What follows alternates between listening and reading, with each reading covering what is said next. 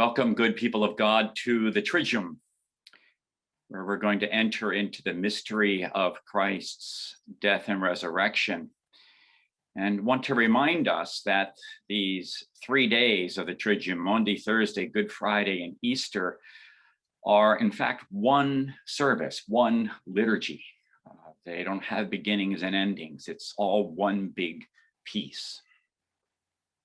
And so here we are, Maundy Thursday. Just for the fun of it, we'll begin with a little Latin. The liturgical name for today is taken from the first antiphon of the ceremony of the washing of the feet, Mandatum Novum, referenced, of course, in John 13:34. It is obvious from where the English words mandate and command derive. We find in the scriptures appointed for this day 3 mandates. In Exodus, concerning the Passover, the Israelites are told, "You shall keep it as a feast to the Lord." In 1 Corinthians, Paul, recounting the events of the meal on the night Jesus was betrayed, passes on Jesus' words, "Do this in remembrance of me." Then in John's gospel, we hear from Jesus directly a new commandment following his washing of the disciples' feet. Love one another, even as I have loved you, that you also love one another. There are no may rubrics here that give permission to opt out, declarative statements all around. All of the events referenced, the Passover, the Lord's Supper, and the foot washing, are living sermons. Each one is about love. God's active love for us and our love for each other, which is a way of loving God. These great expressions of love are portrayed in the simple yet intimate acts of feeding and washing. Is it not in moments of such service, diaconia, when we often are able to show our love in the offering of oneself to one another? Paul is saying there cannot even be a Eucharist in a community whose members do not love one another. I think immediately of when my children were small and the delight, usually, of the high chair ceremony. This was high church.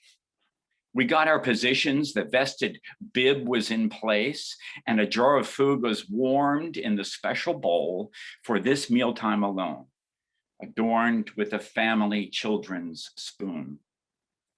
Tradition is important, as we know. In this case, the washing followed the eating, but bath time was also a highly ritualized event.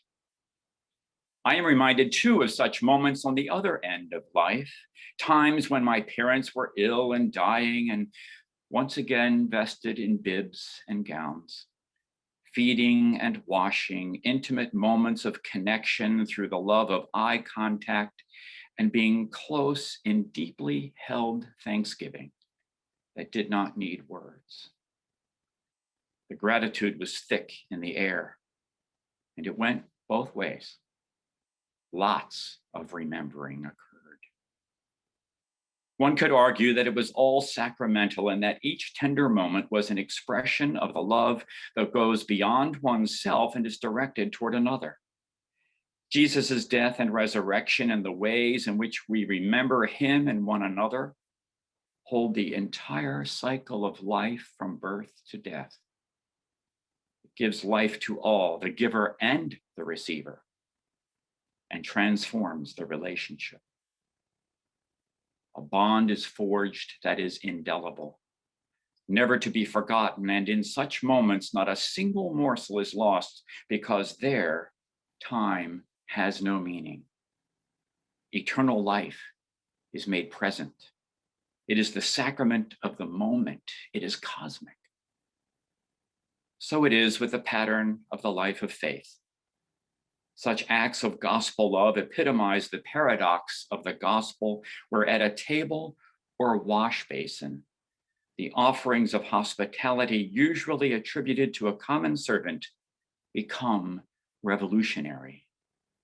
The 3 days initiated today in their unity invite us to this revolution of love.